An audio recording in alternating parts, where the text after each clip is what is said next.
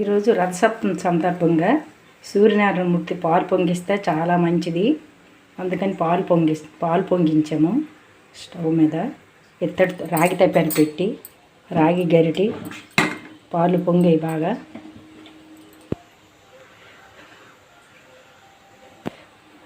మూడు సార్లు పొంగితే మంచిది. ముందు ఒకసారి పొంగింది, ఇదిగో రెండోసారి పొంగుతాను ఈ పాలు.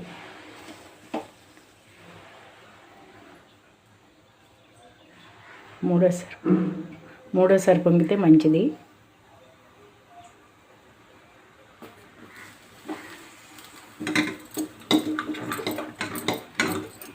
ఆ పాల్లో బియ్యం వేస్తాను.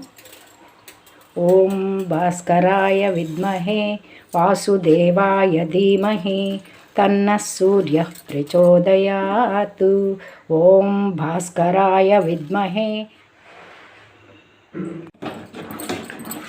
బియ్యం ఉడికిపోయి ప్రసాదం తయారయ్యింది. అందులో బెల్లం వేయాలి. ఇప్పుడు బెల్లం వేస్తున్నాను సూర్యనారాయణమూర్తి ప్రసాదంలోని.